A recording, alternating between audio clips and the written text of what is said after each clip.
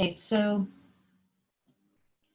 I'm going to do a video. I'm going to focus your attention on my use of water and drying. So I have my water cup full of clean water, and this is a good size and heaviness, so I don't tip it over. You don't want to have a piece of plastic or a really small glass on your desk so that you run out of room, but also you tip it over.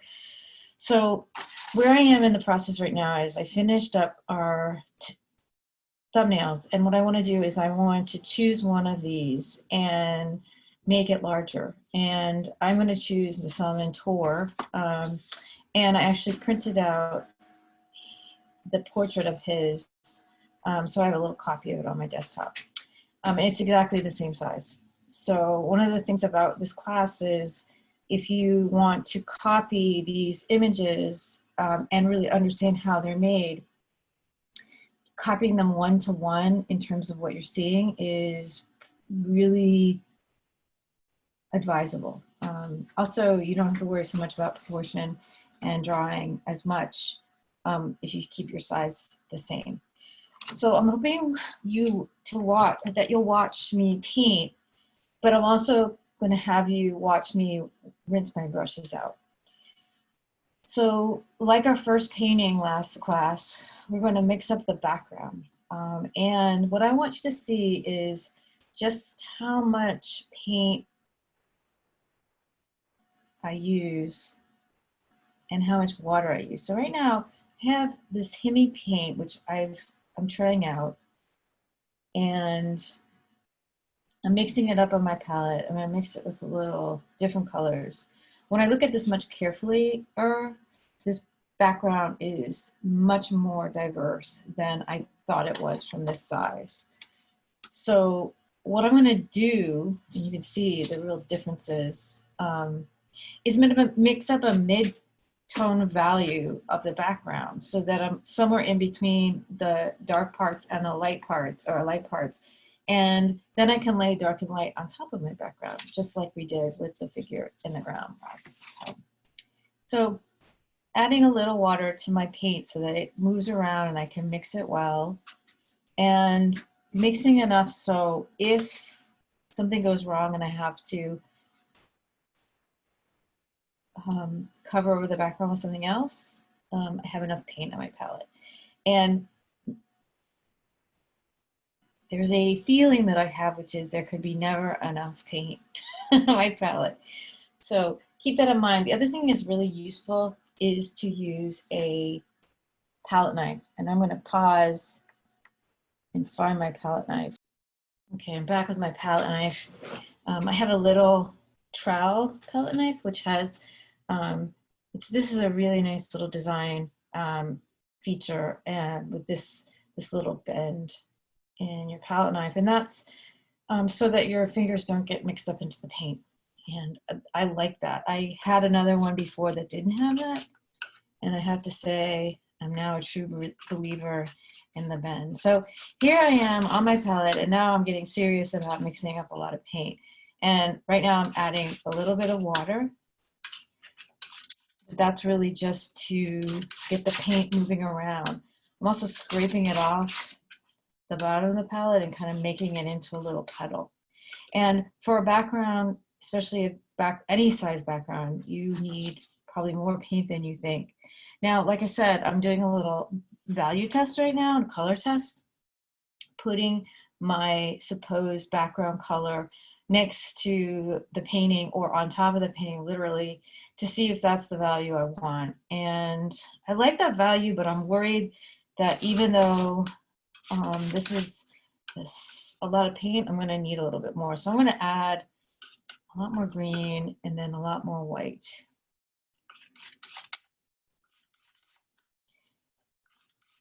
And I will end up with a lot more paint, but what I want to do is make sure that paint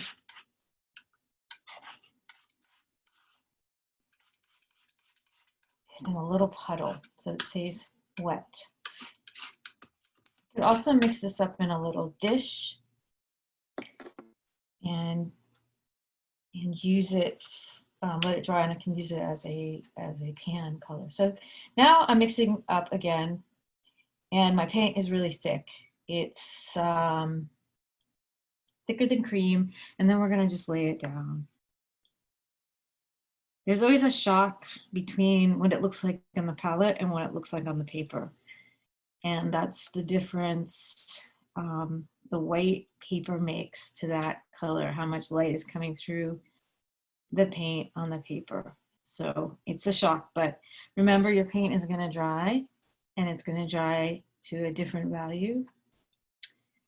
Now, I've noticed a lot of you are really struggling already with the idea of what is opaque.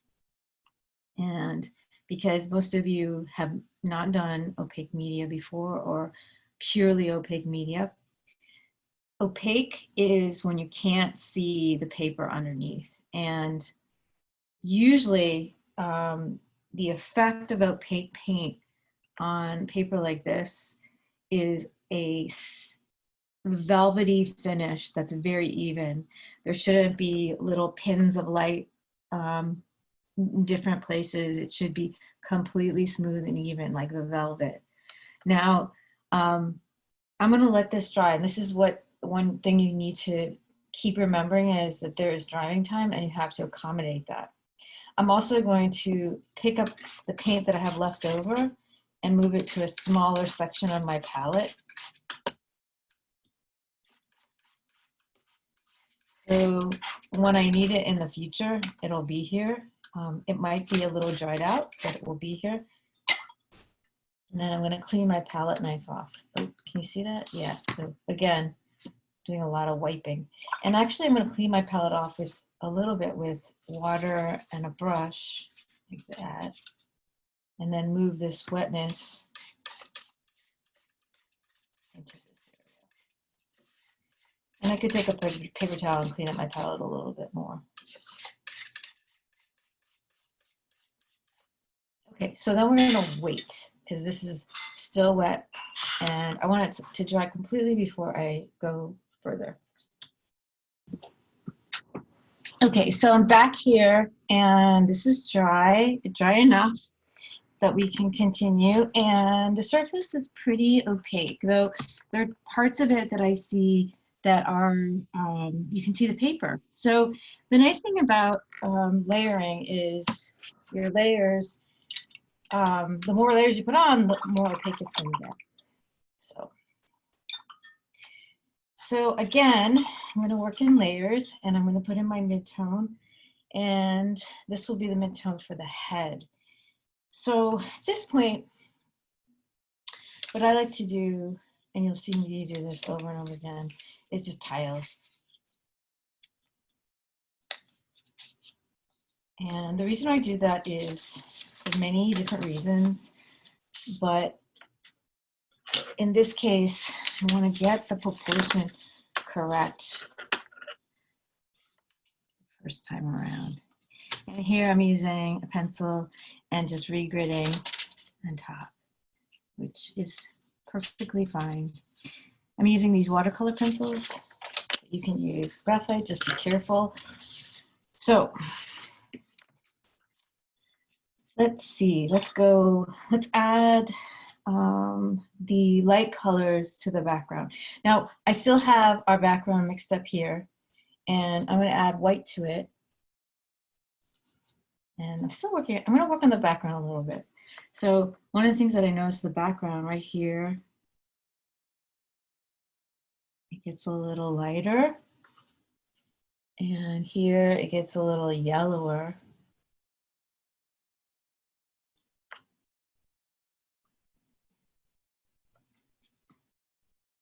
And I'm really trying to keep the brush strokes going the same direction as the reference and about the same size. And now I'm going to take some of that background and mix some a darker shade of that. Let's see how dark this is. Yep. Again, adding a little bit of water. just enough to get it to brush out, and trying to keep my brush strokes about the same size. Okay, so on this side, we got a much bluer shadow. So I'm gonna put this area down, clean my brush up, dry it out, grab, let's see, I think I wanna grab some ultramarine blue for that shadow. And I'm not even gonna mix it with anything. I'm just gonna put it right down.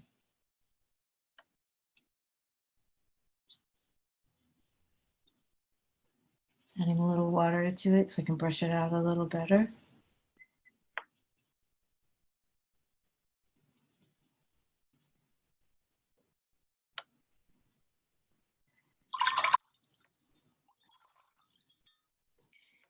I'm going to start in with the mid-tone of the face.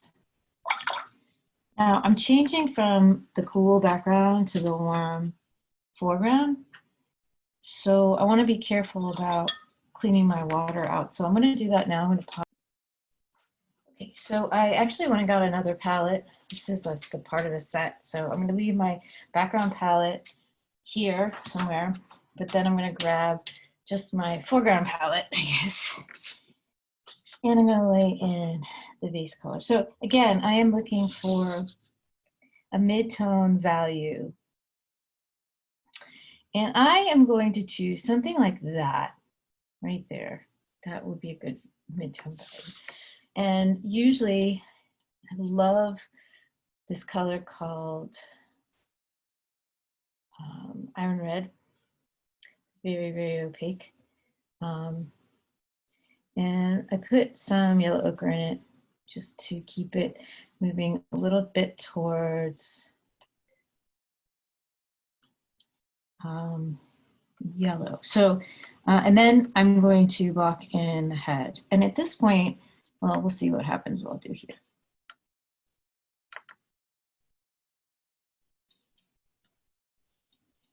I'm basically doing exactly what I did with the smaller ones, but with a lot more paint and a lot more detail.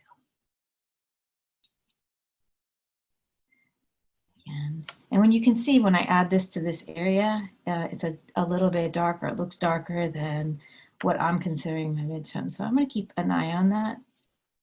And I'm going to allow the color, the midtone for the face to go up into the hair, because your hair has your scalp underneath it, so they will be related. They're more warm than they are cool. Okay, so just brushing that out. And then I'm going to add in the darker colors. Again, moving from a mid-tone to a dark. And in this case, I'm just going to use a burnt umber. And maybe I'm going to mix eventually a little blue in it just to keep it on the darker side and a little cooler. And put in the hair shape. Now, his hair is much greener than my hair. Already I can see that. So I'm not going to be deterred by that, because I'm going to use the brown hair as sort of a base, and then we're going to be able to go on back on top of it with greens. Okay. And right now I'm pushing it even bluer into this corner, because this corner is super blue and darker.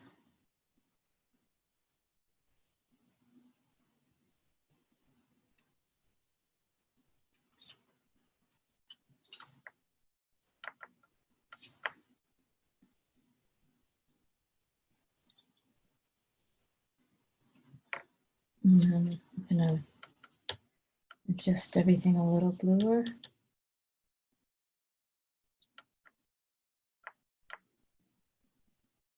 A little bit darker.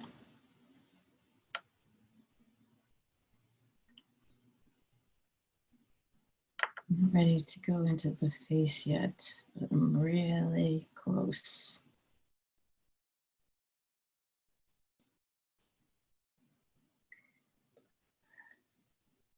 So the next step, so midturn dark, and then we're gonna go to our lights. Again, this is a really important part to make sure your brushes are clean and your water's clean. The water's not too dirty, so I want to show that again. Also, between the washes, I'm kind of blotting my paint out. So now I'm going to mix up a lighter color.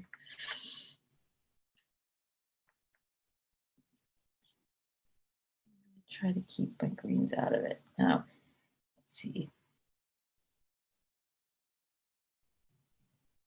And I do remember this painting. I actually do remember painting this. So now I'm going to add my lights.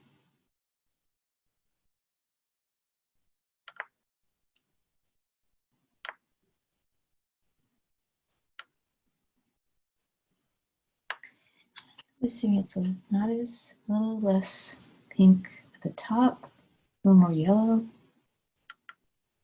a little more yellow on this side.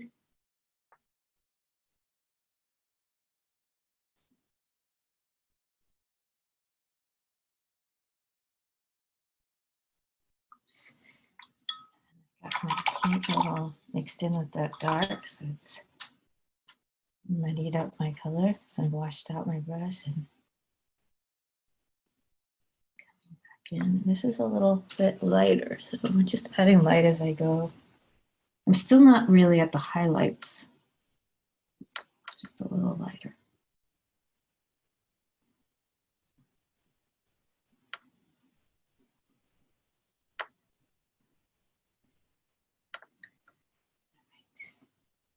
And when I get it to a point where I want to let it dry,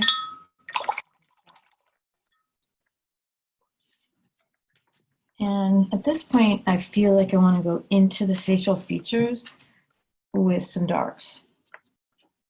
And he's got some green, wonderful green shadows. So I'm going to add those, even though our painting at this point, or at least our flesh tones, are really warm. I'm going to add some cools. First thing I'm going to do is start with that ear, because that ear is really cool and really green. So green. And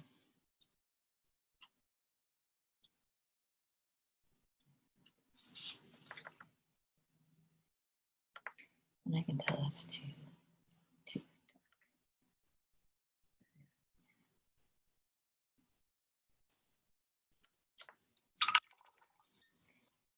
I'm coming in with the shadow, which is going to be a green. I'm going to do green and red. Oops, green and that beautiful gosh, red.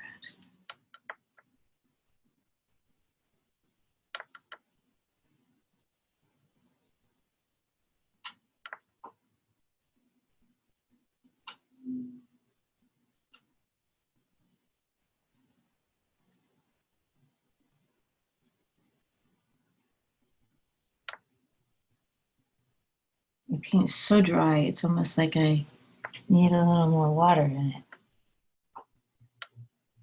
This dry brush.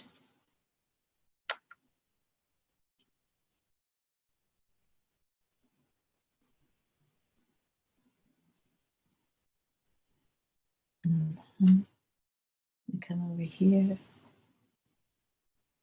Some green in these areas. And I'll light those up eventually.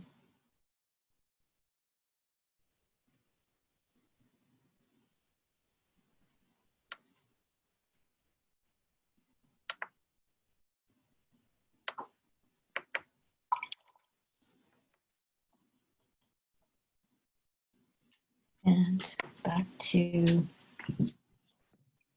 lights.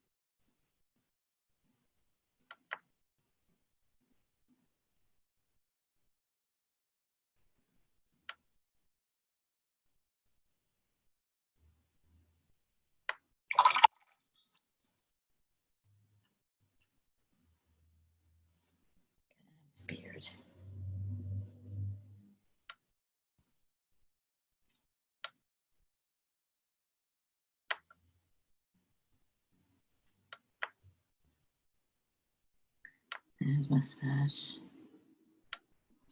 And I'm going to go in with the red of his lips just to get that hue in there. I'm not really concerned so much about the accuracy of that.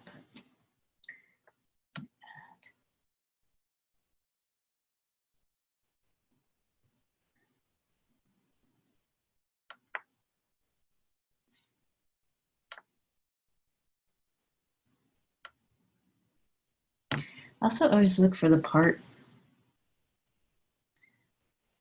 I always find the part to be sort of mysterious part of the body, a part of the hair, mainly because it's a cross contour line. It goes across the head. It can give you a lot of information about the roundness of the skull. Okay, now I'm going in for some dark greens and darker values.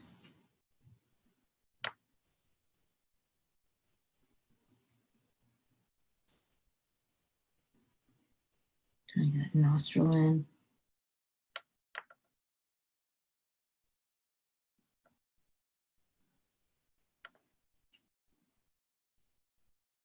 This wonderful line of the ear. Here. And then he's got a braid. So let's put the braid in. That's just too good not to put in. I did not notice the braid when I was painting this small size. So again, the kind of joy of figuring things out as you get bigger and bigger can give you a lot of surprises as you go.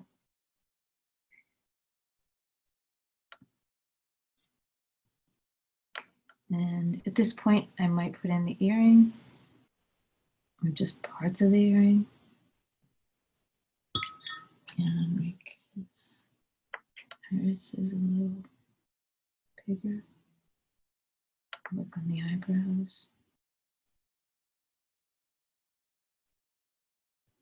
Now I look at this shadow and I can see there's a shadow within the shadow. So first of all, I'm going to put the green in and make it a little lighter.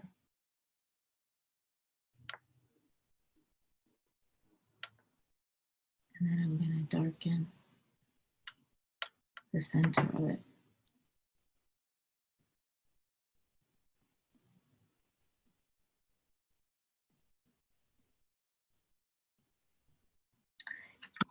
Just his nose has a little round dot at the tip of it. That's quite lovely.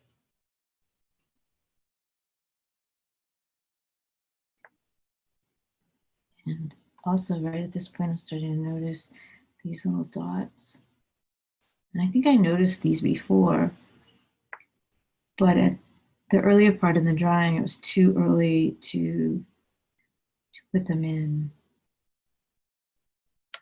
So now I get to put them in. Again, working from really loose to really tight. And I think for now, I have a lot to do on this, but I'm starting to feel like my light is going. I'm going to stop soon and let it dry. So many good stuff. I get so excited at this point in the painting because there's just a lot of good stuff happening right at that point where I can see it.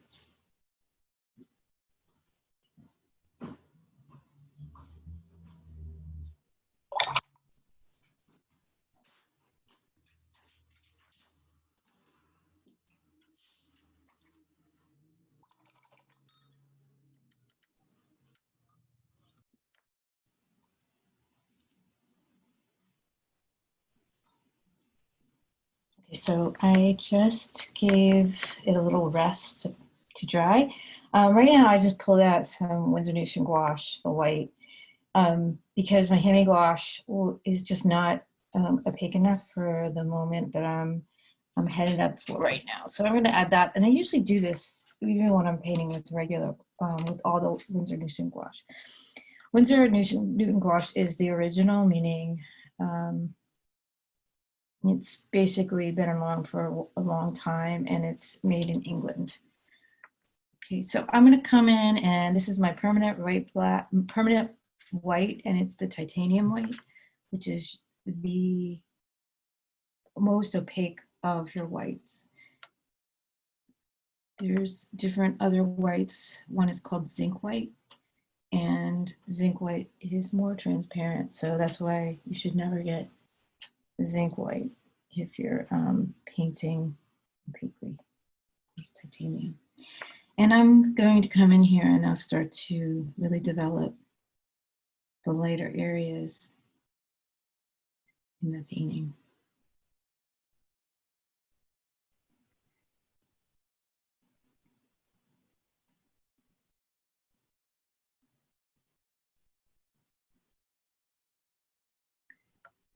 Correct some of my drawing errors. So a lot going on in these areas. So again, constantly shifting between light, dark, and even putting some midtones back in cannot hurt.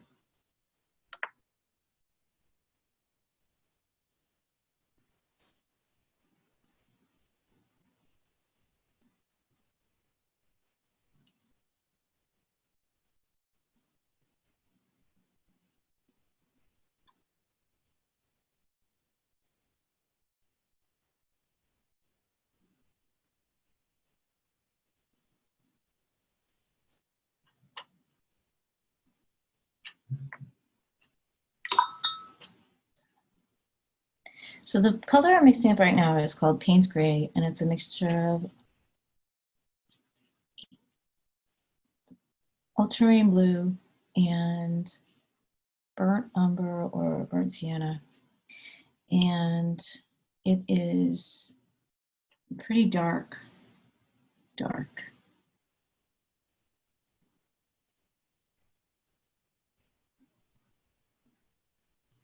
And then I'm using that to go back into the hair and show the waves of the hair.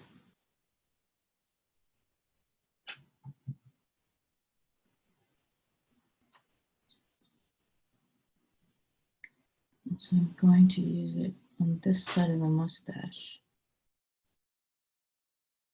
It's the darkest.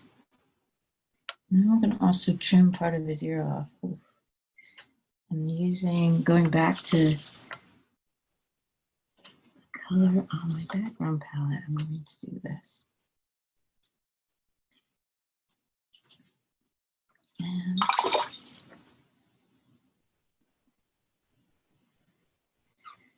I just want some yellow opaque areas, yellowish green opaque areas right here,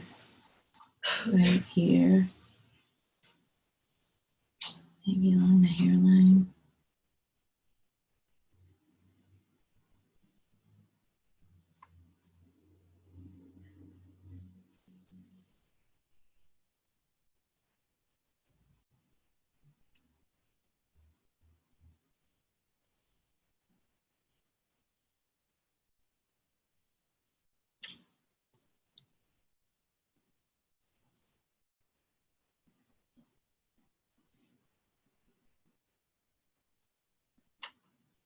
If you might notice, what I do is I put a light down and then I put a dark around it, or I put a dark down and put a light around it. So I'm always reinforcing the dark and light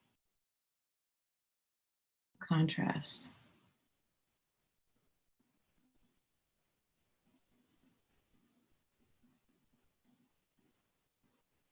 I'm going to add some of the green shadows.